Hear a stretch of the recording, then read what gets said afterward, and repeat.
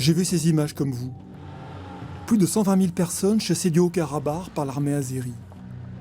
Des hommes, des femmes, des enfants, arrachés à leur terre ancestrale qu'ils nomment Artsakh, berceau de l'identité et de la foi chrétienne arménienne.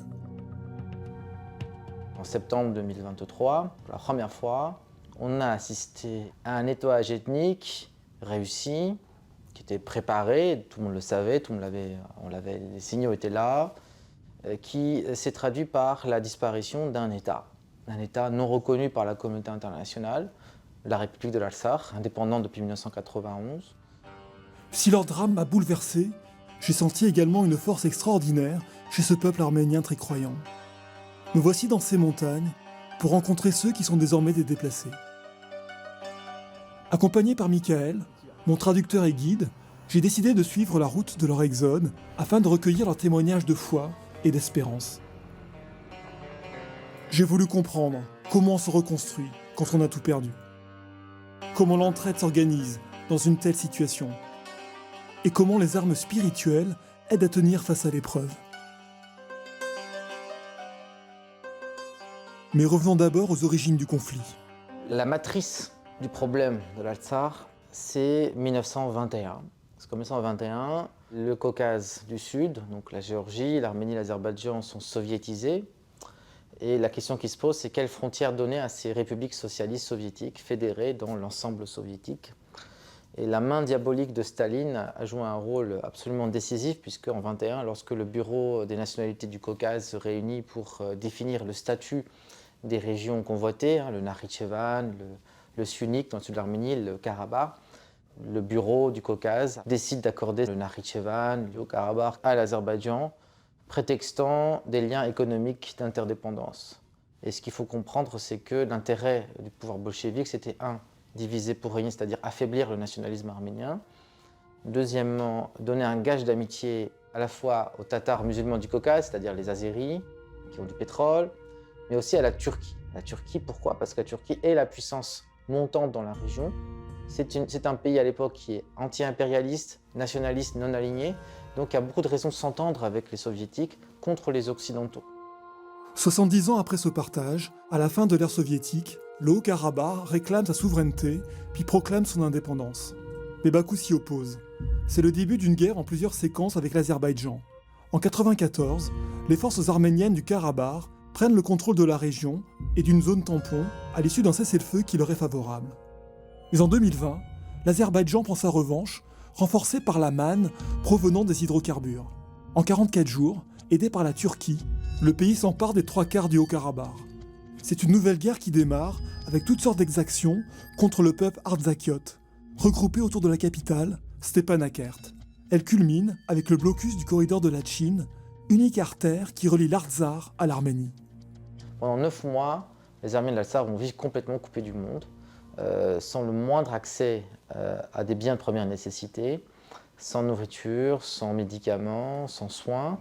Seule la Croix-Rouge parvient à évacuer au compte-gouttes quelques grands malades des hôpitaux de l'Artsakh pour les évacuer vers l'Arménie, mais la situation va se dégrader inexorablement en l'absence de condamnation ferme de la communauté internationale, en l'absence de ponts aériens comme on a pu le voir par exemple à Sarajevo en 1992 où ce blocus avait été cassé, et avec une certaine complicité de la Russie, parce que la Russie, qui est quand même le gendarme de la région, reste l'arme au pied sans intervenir. Après le 19 septembre, les 15 000 habitants de Goris, première grande ville après la frontière et point de passage obligé depuis l'enclave, ont vu arriver le flot ininterrompu de véhicules transportant les dizaines de milliers de déplacés. Au risque de déstabiliser la vie locale, la solidarité s'est vite organisée afin d'accueillir et d'aider un maximum de familles d'Artsakh. Ainsi, Albert et les siens ont pu rester dans ce haut lieu de la francophonie. Grâce à l'aide de l'État, cette famille, originaire de la région de Hadrout, dans le sud du Haut-Karabakh, a pu louer un logement temporaire. J'étais militaire, mais avec ma famille, nous faisions aussi de l'agriculture et de l'élevage. Nous avons mis 2 jours à arriver à Goris, affamés et assoiffés. Ces moments étaient terribles. Je prie pour que notre pays soit en paix, pour avoir une maison et un terrain où m'occuper de mes animaux. Goris n'en est pas à son premier exode. Les habitants et les associations ont déjà aidé les déplacés au cours des précédentes phases de la guerre. Ils ont fourni à la famille d'Albert tout ce dont elle avait besoin pour accueillir au mieux Boris, le petit dernier, né exactement un mois après leur arrivée. Pour le baptême, on verra plus tard.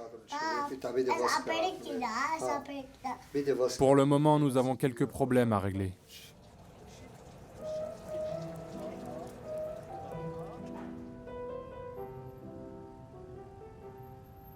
L'urgence pour les déplacés, c'est l'accès aux produits de première nécessité. C'est un logement pérenne et c'est aussi un travail. Pour les accompagner, la mairie, les habitants et les associations travaillent main dans la main. Ruzana Torosian dirige Winet Arménie, une organisation créée à l'origine pour accompagner les femmes dans leur réinsertion professionnelle.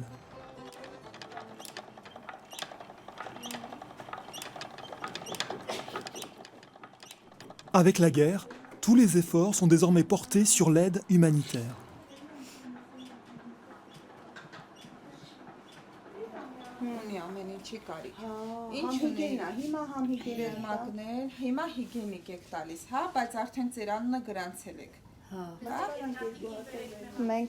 Au départ, nous avons mis en place une organisation destinée aux femmes, un espace où elles peuvent recevoir divers soutiens, suivre des formations professionnelles et bénéficier d'opportunités d'emploi et d'avancement professionnel. Dieu nous donne toujours de la force. Dieu nous encourage toujours à aider nos compatriotes.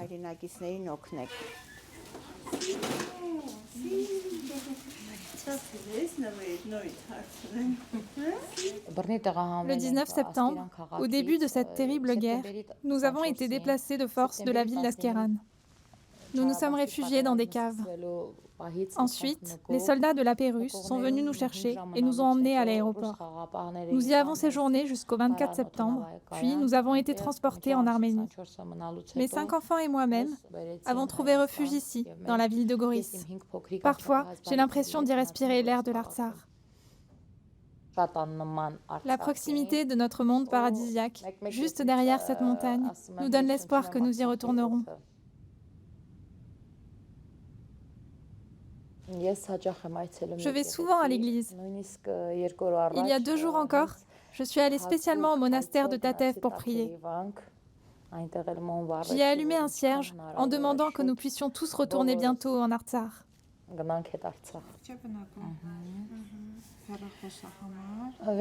Nous avons connu l'association Winet pendant notre séjour à l'hôtel à Goris.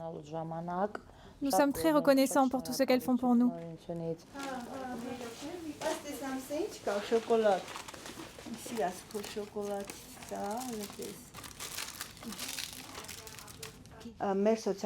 Aujourd'hui, nous distribuons des aides avec les assistants sociaux.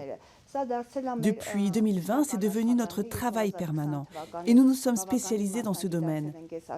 Nous sommes capables d'évaluer les besoins des familles et de leur apporter un soutien adapté à leur situation.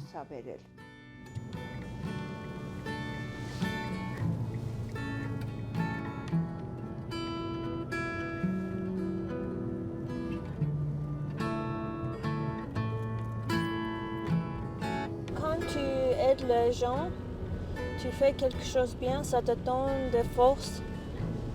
Je suis croyant, je ne peux pas dire chaque jour, mais quelques fois par semaine, je dois aller à l'église.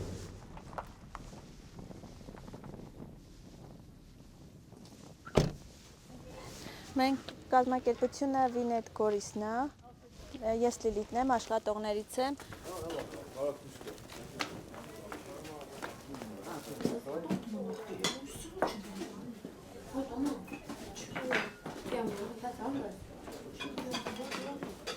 Ici, on est 3 familles à nourrir. On cuisine toute la journée. On mange en 2 fois, d'abord les enfants, puis les adultes. Les enfants dorment par terre ? Ils ne se sont pas habitués au lit d'appoint. Ils tombent. Nous avons décidé de faire des lits par terre. Mais je ne me plains pas. Grâce à Dieu, ils sont tous vivants. Avec mon mari et mes 3 enfants, on a été parmi les premiers à être déplacés. Il y avait 11 bus. On a eu peur. On n'était pas sûr de s'en sortir. En fait, on ne savait pas si on allait arriver à Stepanakert. Il y avait constamment des tirs. On a même pensé à se réfugier dans la forêt. On a pris ce qu'il restait de nourriture pour les enfants et on est parti précipitamment. En vérité, la peur persiste toujours. Mais nous devons construire notre foyer et trouver du travail. Peut-être resterons-nous ici.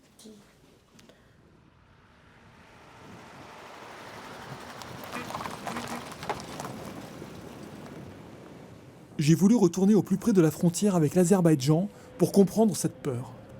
D'ici là-haut, tu vois, c'est des postes azéris. Là-haut. Tout droit, partout sur la crête, c'est azéris. Le plus haut, la crête la plus haute, il y a des postes. Dans cette partie du Syunik, il règne un climat de tension entre les deux armées, exacerbé par de nombreux incidents. Malgré tout, certains déplacés ont choisi de rester ici, dans le village d'Aravuz, même s'ils sont à portée de tir des soldats azéris. Une manière pour eux de garder un lien avec leur montagne. On se sent toujours en danger. On ne se sent vraiment pas en paix. Une attaque peut arriver de là-bas, notre maison peut exploser. Ils sont là, à seulement 1 kilomètre de distance. À cet instant précis, un sniper est peut-être même en train de nous viser. Avant, j'avais une 50aine de vaches. Maintenant, je n'ai plus assez de terrain pour les élever, alors je n'en ai gardé que quelques-unes. Autour d'Aravuz s'est constitué un groupe de volontaires qui soutient les villageois et les soldats qui gardent la frontière. Parmi eux, il y a David, qui a servi dans l'armée du Haut-Karabakh.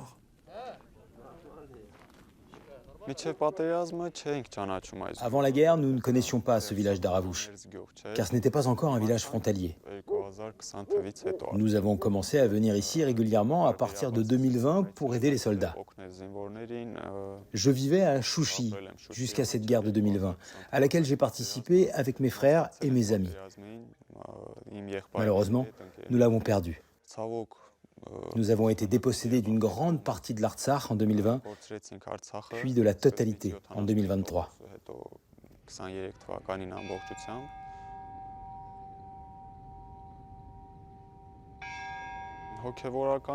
Tout au long de cette guerre, et encore aujourd'hui, les prêtres accomplissent leur mission avec dévouement, en allant à la rencontre de leurs fidèles et de leur peuple. En tant qu'État chrétien, en tant que premier État à avoir officiellement adopté le christianisme, nous devons comprendre que nous avons une responsabilité. Être chrétien ne devrait pas être juste une étiquette, mais un vrai engagement.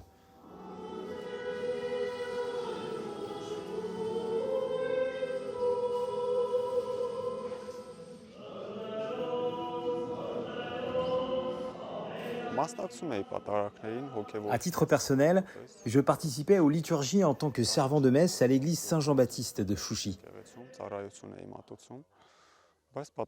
Cependant, avec la guerre, j'ai dû arrêter mon service. Et pourquoi cette région, le Syunik, est stratégique pour les forces ennemies ?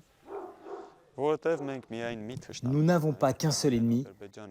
Notre adversaire n'est pas simplement l'Azerbaïdjan, mais aussi la Turquie, qui cherche à promouvoir le panturquisme. Mais le Syunik, c'est avant tout un verrou. C'est un verrou stratégique qui empêche la jonction panturquiste, c'est-à-dire l'unité territoriale entre l'Azerbaïdjan et la Turquie via le Nakhitchevan, qui est ce territoire azerbaïdjanais adossé au Syunik. Donc le but des Azerbaïdjanais, c'est d'avoir un corridor extraterritorial. Au sud du Syunik, c'est le long de la plaine de l'Arax, à la fois pour avoir cette jonction avec la Nakhitchevan et la Turquie, mais il faut bien comprendre que c'est un enjeu qui dépasse de très très loin la seule grille de lecture arméno-azerbaïdjanaise. C'est un enjeu mondial, parce que c'est un axe de communication stratégique dans le cadre des nouvelles routes de la soie.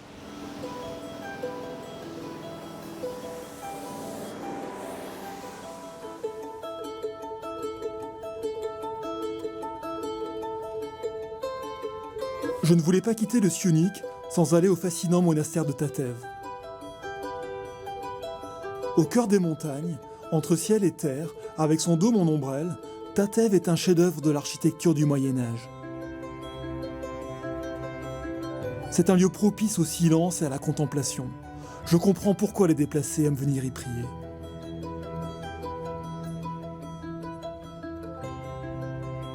Je découvre les Rashkar, ces croix arméniennes sculptées dans la pierre qui m'accompagneront tout au long du voyage.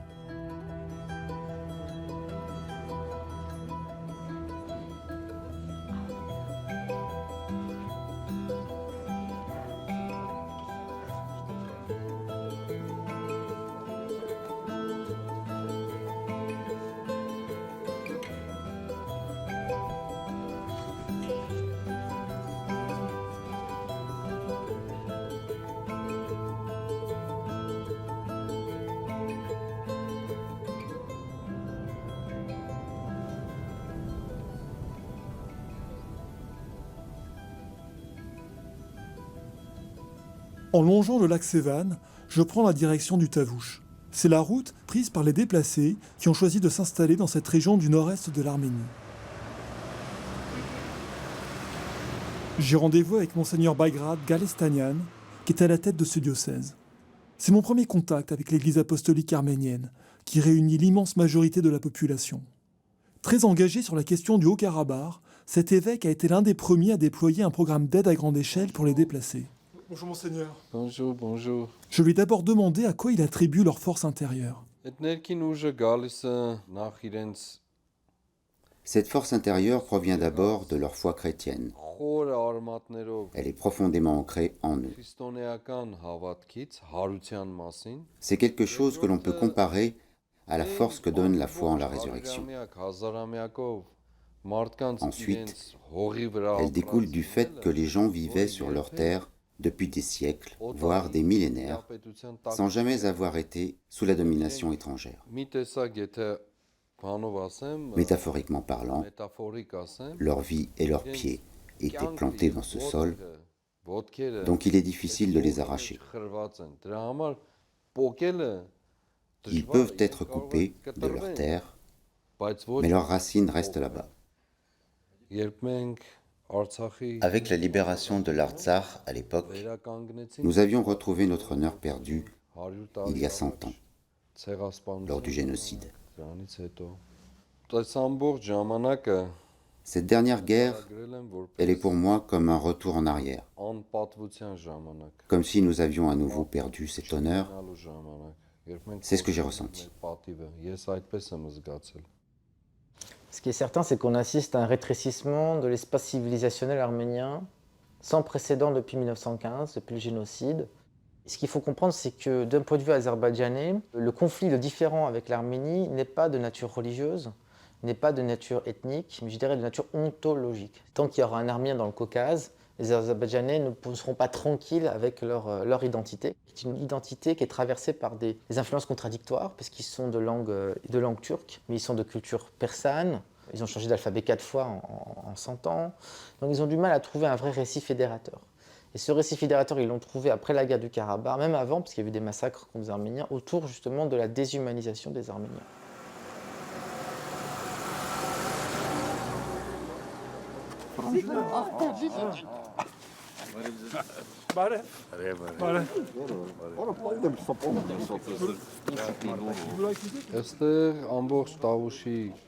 Ici, dans toute la région de Tavouche, nous avons 550 familles d'Artsakh, soit environ 3000 personnes. Quel est le programme d'aide ? Pour le court terme, il s'agit de la distribution des biens de première nécessité, tout ce dont les gens ont besoin dans les médias. Pour le long terme, nous mettons en place des moyens pour qu'ils puissent gagner leur vie dans les domaines de la production agricole, de l'élevage ou de l'artisanat.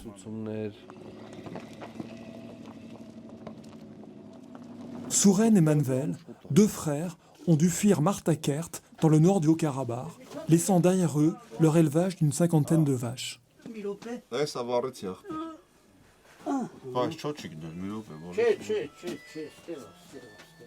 Grâce au Père Abel et à l'aide financière du diocèse, ils vont pouvoir repartir de zéro.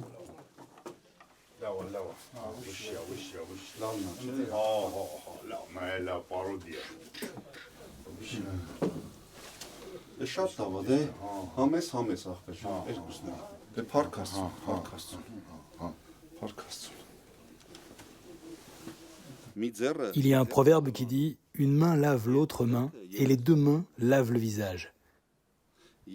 Je suis une main, mes frères sont l'autre. Qu'est-ce que Dieu nous a dit? Il faut aimer notre prochain comme nous-mêmes. Maintenant, mes problèmes et les leurs ne sont pas différents. Ce sont les mêmes.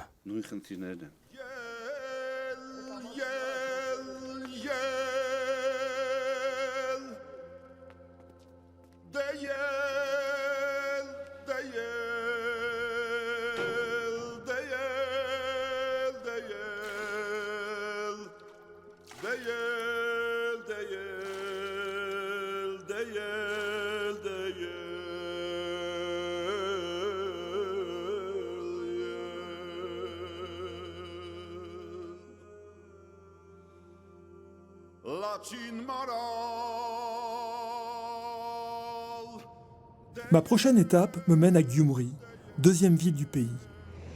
Elle a été décimée par le tremblement de terre de 1988. Ici, les sœurs arméniennes de l'Immaculée Conception se consacrent corps et âme à l'accueil des enfants orphelins. Depuis le début de la guerre, les sœurs de cette petite congrégation catholique s'occupent également des familles de déplacés en accueillant leurs enfants pendant la journée.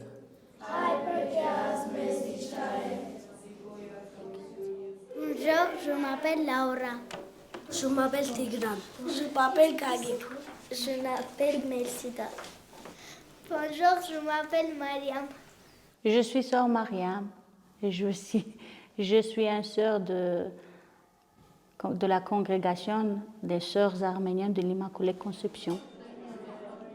Ici, nous n'utilisons pas la parole orphelinat parce que ce n'est pas un orphelinat. Nous disons, même aussi les enfants disent ici est notre maison.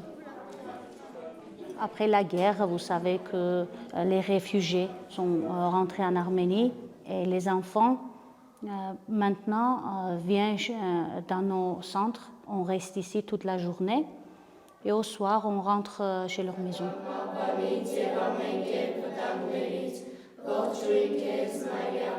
Avec les enfants, nous venons ici dans la chapelle avec la présence du Très-Haut. Nous prions ici chaque jour, au matin et au soir. On a appris toutes les prières. Et je crois que vous voulez leur transmettre quelque chose de très important pour eux. Vous avez un message pour eux? Oui, le message très important qui leur sont très importants pour Dieu. Dieu a un projet pour eux, à chacun d'eux.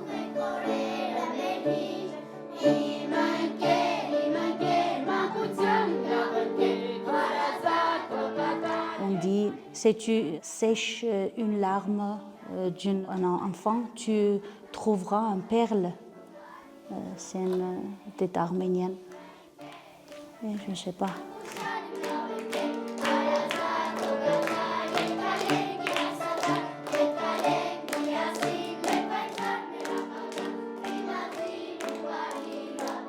Ինձ նայիր զորեղ, ամենակարող, որ չարություններս փախուստ տան ինձնից և գա քո բարին փոխարինելու։ Հրամայիր կտած, խնամակալ, գովյալ, լույս անշիճելի, որ ողորմությամբ անհուն նորոգվեմ հաստատապես։ Ամեն։ C'est Narek, Grégoire de Narek. C'est un saint très important. Est-ce que c'est une prière qui peut s'adresser aux âmes tourmentées qui ont connu la guerre? Il y a des guerres aussi intérieures. C'est la volonté, le désir d'être guéri intérieurement et en même temps physiquement. Vous pensez que notre monde est malade? Notre monde est malade. Si nous vivons une vie que Dieu il n'est pas là-bas, c'est la maladie du monde. Vous avez parlé des familles d'Artsar que vous aidez. Oui. Parmi elles, il y a quelqu'un qui s'appelle Souren. Et demain, je crois que c'est un jour important pour lui. Il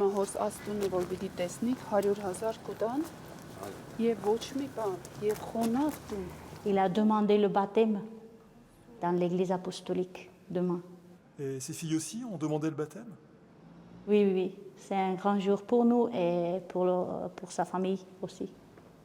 Bonsoir Souren, le sourire est revenu. Gloire à Dieu. Souren est originaire d'Artsar avec sa famille. Il a 2 filles et était militaire. D'où ses problèmes de santé, notamment de vue, d'audition et de diabète. Les premiers jours où je l'ai vu, il était dans un très mauvais état. Mais maintenant, je vois son visage lumineux. Il a retrouvé son sourire. Avec votre aide. Avec l'aide de Dieu, chère Souren. On amène Souren à l'église pour prier. Ça le soulage. Voici Michael. Il est franco-arménien. Il a accepté d'être votre parrain. Allez, asseyons-nous.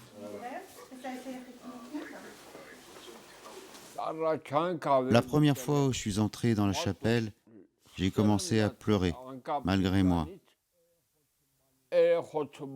J'ai vu comment les sœurs s'occupent des enfants, à quel point les enfants sont heureux. Je compte les jours pour aller prier avec eux le week-end. Ça me fait du bien. À chaque fois, je disais à Sourik, viens à l'église avec moi. Dieu t'a sauvé, il t'amène à la foi. Il faut que tu viennes à l'église. Moi, j'y allais seule, il ne m'accompagnait pas. Je lui disais, Dieu veut que tu reviennes à la foi. Et regarde comment. Après tout ce chemin parcouru, Dieu t'a conduit vers le droit chemin, vers la conversion. C'est comme si un fardeau était tombé de mon cœur. Ce n'est même pas de la joie, c'est du bonheur que je ressens.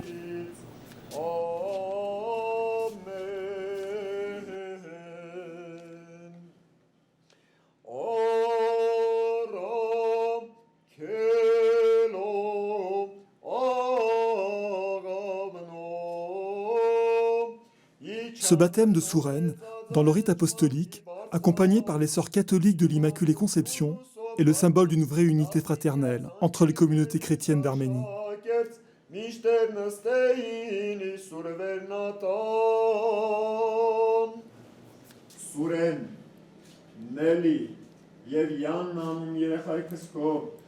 Comme le veut le rite arménien, il a lieu en même temps que la confirmation.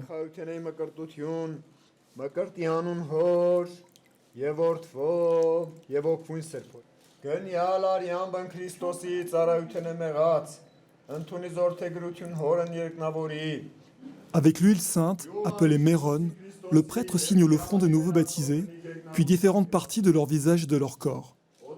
C'est pour consacrer leurs 5 sens.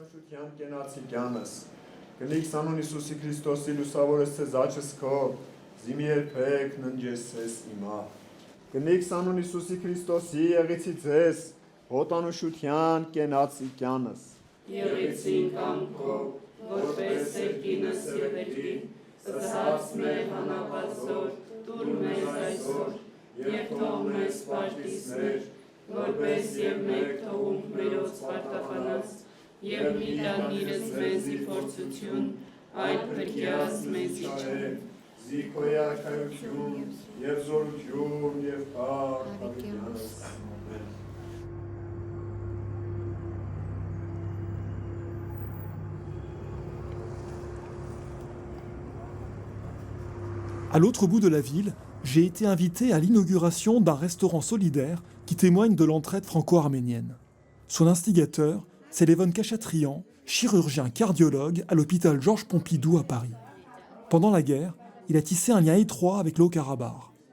Avec une équipe de médecins français, il s'est porté volontaire pour soigner les soldats et les civils blessés au cours de l'Exode. Vous avez un lien particulier avec Gyumri? C'est une sorte de retour aux sources? Exactement, parce que je suis né ici. J'ai vécu mon enfance ici et tous les gens sont liés avec les filles invisibles, avec les lieux où ils sont nés, ils ont passé leur enfance. Également, j'ai vécu le séisme de 88. Donc, grosso modo, pour moi, c'est un peu la même chose pour les gens que je vois, dans le sens que j'ai vécu. J'ai perdu ma maison, j'ai perdu mes biens. Il y avait des soirs où on ne savait pas qu'est-ce qu'on doit manger, où on doit manger. Donc, c'est assez proche pour moi. Donc, rester à ses côtés, à côté de ces gens-là, c'est quelque chose qui est naturel pour moi. On est bien soutenu par l'Église apostolique arménienne. Il y aura beaucoup d'autres gens, connus et méconnus, qui nous ont aidés pour avoir des fonds, pour pouvoir perdurer déjà 4 mois. Mais j'espère qu'avec ce qu'on va pouvoir montrer comme travail, on aura des gens qui vont nous soutenir et nous épauler encore plus. Merci. Je ne viens pas ici uniquement pour manger. C'est un lieu d'échange. On partage notre quotidien. C'est la seule chose que je souhaite. C'est le plus important pour moi. Moi, je pense qu'on n'est pas... on n'est pas croyant de naissance. On devient croyant par la vie. Et cette croyance qui m'aide beaucoup, étant chrétien, d'appartenir à ces valeurs de christianisme et de faire tout ce que ma religion me demande pour les gens autour de moi. Au cours de l'exode des Artsakiotes, Martha, une jeune fille, a été grièvement brûlée dans l'explosion d'un dépôt de carburant. Leven a organisé son rapatriement à Paris. J'avais pu me rendre dans le service des grands brûlés où elle est soignée. Alors Thibaut, ici on est auprès de la chambre de Martha. Elle est gravement brûlée, les blessures sont assez graves. Et c'était une chance pour elle de se retrouver ici en France parce qu'elle pourra quand même pleinement profiter des soins de savoir-faire français. Dis-nous-moi, je dis si tu sens les goûts des choses en mangeant, est-ce qu'elle sent des goûts des choses? Elle dit que oui. Oui, bien sûr. Mais elle est forte, elle a une voix qui monte, une jolie voix. Hein? Հիմա ինձ ասա, դու ինչ էիր ուզում դառնալ? Ու միտքդ չես փոխել։ Քիչ-քիչ դարել եք։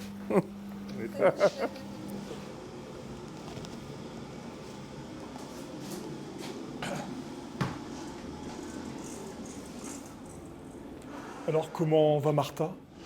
Martha, ce qui est incroyable, c'est qu'elle rigole, quoi. Hein. Elle rigole? Oui. On est toujours étonné des ressources humaines. Et elle est un exemple, c'est quand même une brûlure très grave. Mais Martha, évidemment, si elle n'avait pas été transférée en France, elle serait morte. Après la tragédie, nous nous sommes retrouvés dans une situation extrêmement éprouvante. C'est un miracle qu'elle soit toujours en vie. Beaucoup de médecins et de gens formidables étaient à nos côtés. Ils nous ont beaucoup aidés. Ceux qui ont survécu miraculeusement ont ressenti la même chose que nous. Notre foi en Dieu a été renforcée.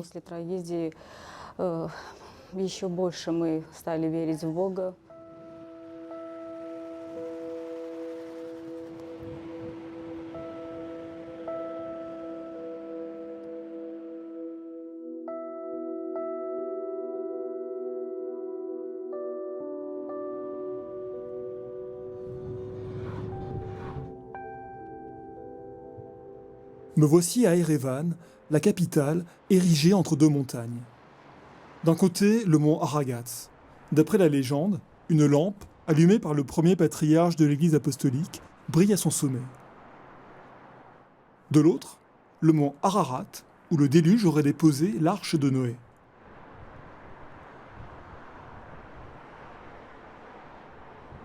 Beaucoup de déplacés ont choisi de s'installer autour de la ville. Parmi eux, il y a aussi les anciens membres du gouvernement de la petite république d'Artsar. Luciner Eraranian a été ministre de l'Éducation, des Sciences, de la Culture et des Sports. Elle continue à porter la voix de son peuple. Vous avez devant vous une femme de 45 ans qui a déjà vécu 4 guerres. J'étais adolescente lorsque la première guerre a éclaté. J'ai été témoin d'une apocalypse. En fait, nous avons assisté à un coup de force sans précédent où tout un peuple a été chassé de sa terre ancestrale. L'Artsakh s'étend sur 12 000 km² et 12 000 hommes sont morts durant la Première Guerre. Cela signifie que sur chaque morceau de terre, il y a du sang versé. Et depuis, comme on dit chez nous, c'est comme s'il y avait une fleur rouge qui poussait pour chaque goutte de ce sang.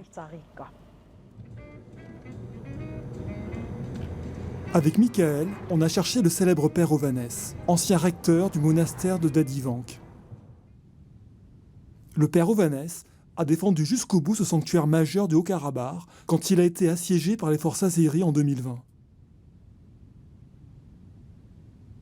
Grièvement blessé en septembre 2023, il a fait partie des derniers religieux à être rapatriés en Arménie.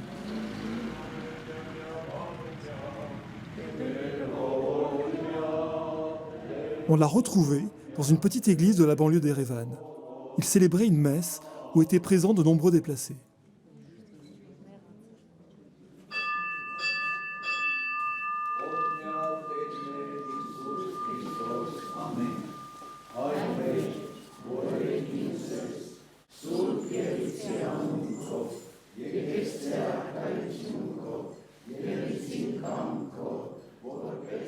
Vous avez défendu le monastère de Dadivank. Jusqu'où peut aller l'engagement d'un prêtre face à un envahisseur? Nous avons pris les armes non pas pour tuer notre ennemi, mais pour protéger notre peuple, notre église, notre monastère, notre sanctuaire, notre famille. Nous avons pris les armes pour cela. La croix pour la bénédiction, l'arme pour la protection. Le destin de toutes les églises est incertain, car elles ont été profanées. Leur apparence a été modifiée, certaines ont déjà été transformées en mosquées. Les rashkars ont été détruits, les inscriptions effacées. Aujourd'hui, l'UNESCO, la communauté internationale et les Nations Unies restent silencieux. Là-bas, à Dadivank, qui date du IVe siècle, il y a les reliques de nos saints. Toutes les inscriptions sont en arménien. L'église est arménienne chrétienne. Là-bas, il n'y a rien qui ne soit pas arménien. Rien qui pourrait appartenir à d'autres cultures et certainement pas à une communauté oudie. Saint Dadi, le fondateur de Dadivank, était disciple d'un apôtre de Jésus-Christ. Il a été martyrisé là-bas et son corps repose au monastère. Les Azéris se prennent de deux manières pour falsifier l'histoire. La première manière, c'est le révisionnisme historique, sur la base d'une nouvelle historiographie qui prétend que les Azéris seraient descendants d'un peuple chrétien du Caucase ou oudi, qui a disparu au 8e siècle, en affirmant que les Arméniens de l'Artsakh seraient en l'occurrence des Albanais arménisés, et donc toutes les églises, tous les monastères, toutes les stèles seraient en réalité des stèles albaniennes arménisées. Et l'autre méthode, c'est la destruction pure et simple d'un patrimoine arménien chrétien dont on ne peut pas réfuter le caractère arménien. Vous avez le monastère de Dadivank, vous avez la cathédrale de Chouchi qui a été défigurée par les Azerbaïdjanais pour en faire une cathédrale répondant au canon d'une architecture qui n'est pas arménienne. Je m'adresse à la communauté internationale. J'envoie un message au monde pour sauver le patrimoine culturel et religieux d'Artsakh. C'est une manière aussi de servir Dieu. Ne serait-il pas envisageable de former un groupe d'experts indépendants en Europe chargés de surveiller les monuments historiques et religieux d'Artsakh? L'Europe est-elle incapable de le faire?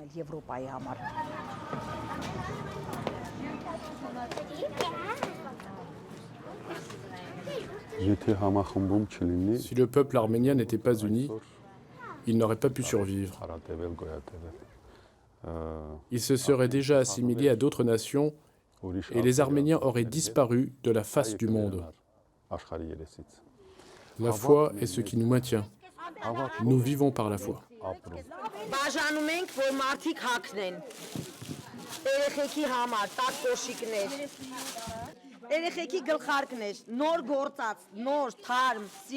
Après la messe, il est de coutume que les fidèles se réunissent pour un moment de partage. Depuis l'Exode, les paroissiens distribuent également l'aide d'urgence. C'est ce que m'a expliqué ce déplacé. Comment vous vous appelez? Je m'appelle Artsiv Lalayan. Je viens du village de Metstarej, au sud de l'Artsar. Et nous sommes arrivés ici en septembre. Avec ma femme, nous sommes peintres. Une grande partie de nos œuvres est restée au village. Mais nous avons pu ramener ce que nous avons peint de 2020 à 2023.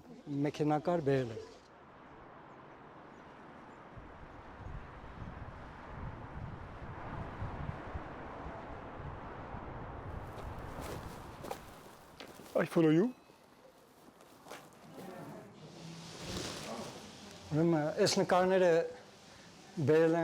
Voici l'étoile que ma femme et moi avons réussi à rapatrier après notre départ forcé de septembre.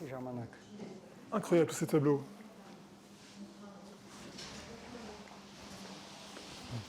On dirait le visage du Christ.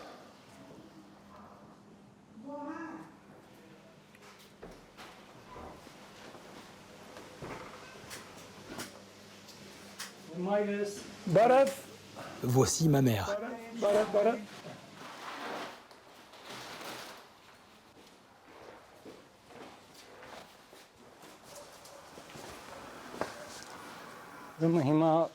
Et là, c'est mon atelier avec mes œuvres.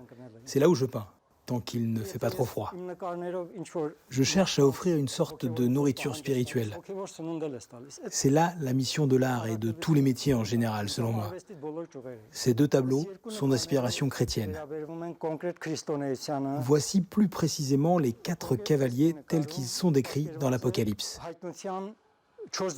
Le deuxième tableau représente le rite de la communion tel qu'il est célébré dans la divine liturgie de l'Église apostolique arménienne. J'ai voulu montrer le moment où le prêtre donne la Sainte Hostie aux croyants. On peut aussi voir des diacres, ainsi que des images d'anges sur les murs, le symbole du Saint-Esprit, des anges dans le chœur, des cierges sur l'autel, la Vierge Marie avec l'enfant et la crucifixion. On passe de la nourriture céleste de la communion aux nourritures terrestres. Artsiv me propose de découvrir le Jingalov Hats, préparé par sa mère, une sorte de galette aux herbes, plat traditionnel d'Artsar.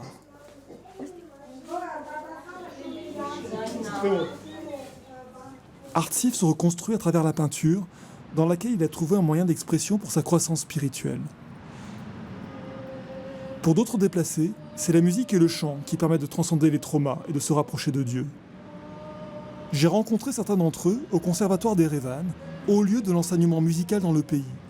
Il a été fondé par le père Komitas, compositeur de génie, figure vénérée de la culture arménienne, qui a modernisé les chants liturgiques de l'Église apostolique.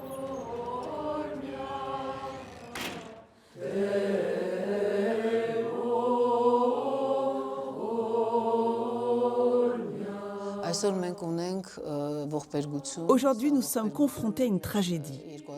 La tragédie de notre guerre de 2020, avec une fin cruelle, la plus cruelle étant la perte de vie humaine. La musique possède des pouvoirs multiples. Elle irrigue notre âme comme l'eau, elle nous guérit, surtout lorsqu'il s'agit de musique spirituelle.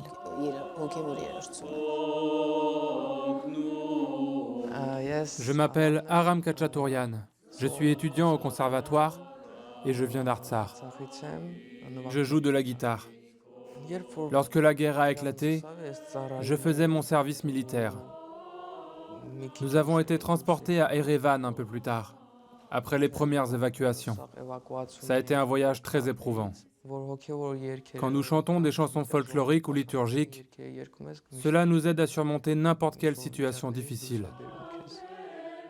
En général, la musique a ce pouvoir.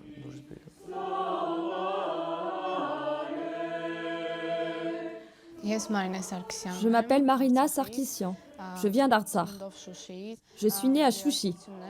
Lorsque l'on commence à s'adonner à la musique liturgique, on s'y enveloppe, on s'y immerge et on se détache un peu de la réalité. Vous priez beaucoup? Bien sûr, quand je vivais à Chouchi, j'ai eu la chance d'y être baptisée. Nous participions régulièrement aux liturgies. Cette connexion avec Dieu me guidera toujours tout au long de ma vie.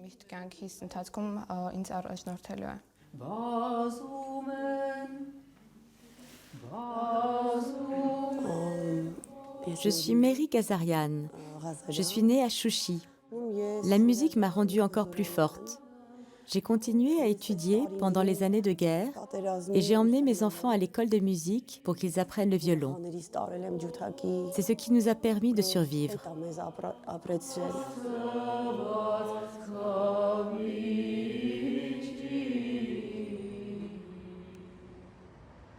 Pour conclure mon voyage, j'ai souhaité aller à Etchmiadzin, à la source de cette foi chrétienne arménienne apostolique.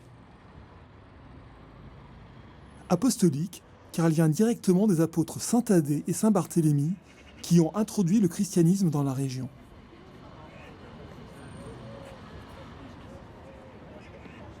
Saint Grégoire l'Illuminateur a poursuivi l'évangélisation. Il a converti le roi Tiridate le Grand et a procédé au baptême de l'Arménie en l'an 301. Aujourd'hui, Etchmiadzin est aussi le centre spirituel et administratif de l'Église apostolique arménienne. Bonjour. Bonjour mon père. Bonjour Tibet, bonjour. Heureux de vous rencontrer. Un plaisir partagé. Etchmiadzin. Oui, tout à fait. Un lieu que vous connaissez bien. Oui. Ici, c'est un lieu très important pour les chrétiens apostoliques d'Arménie. Tout à fait. Ici, parce que c'était l'endroit où la première fois Saint Grégoire l'Illuminateur, d'après la tradition, avait célébré la messe en tant que patriarche catholicos de l'Église apostolique arménienne. Donc, c'est devenu un lieu de pèlerinage. Non seulement les Arméniens apostoliques, mais aussi les Arméniens catholiques, les Arméniens protestants. Ils visitent la cathédrale parce que pour eux, ce n'est pas une question dogmatique, ce n'est pas une question théologique, c'est une question de toute une tradition chrétienne, arménienne. Et cette tradition chrétienne arménienne, c'est de préserver cet esprit chrétien sous le sol de ce très ancien territoire, ce très ancien contexte culturel, contexte spirituel. C'est le cas même pour les Arméniens d'Artsakh.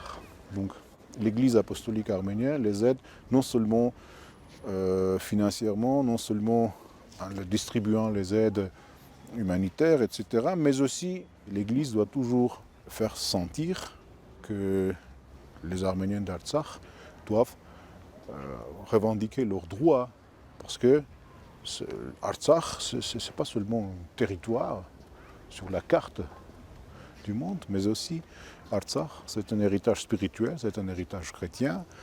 C'est l'endroit où les ancêtres des Arméniens ont prié et ont célébré leur foi chrétienne.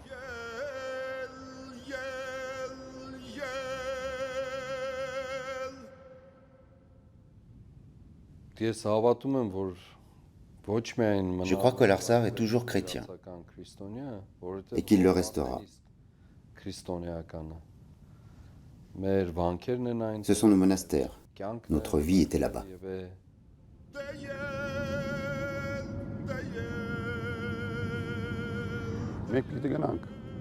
Nous devons y retourner la tête haute et reprendre possession de nos terres. Nous attendons que le monde brise son silence et parle au nom de la justice.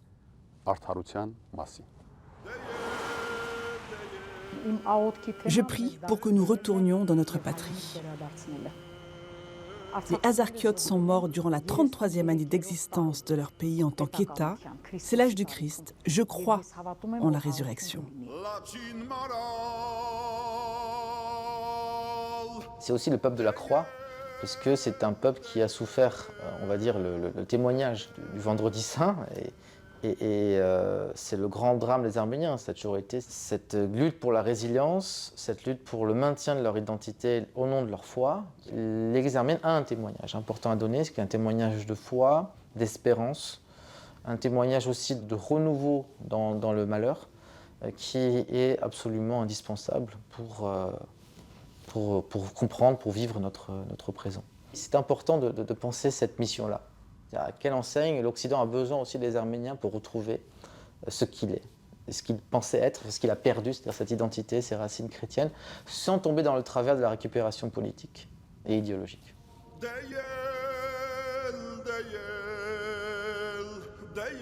Symboliquement, les montagnes sont importantes pour les chrétiens d'Arménie. Oui, tout à fait. Surtout deux montagnes. Les deux montagnes sacrées, Aragat et Ararat. Ce qui est intéressant, ces deux montagnes en Arménie, Ararat et Aragat, se trouvent en face. Donc, on a l'impression qu'ils, symboliquement, ils protègent avec leur visage sacré ce petit morceau de ce territoire sacré qu'on appelle l'Arménie.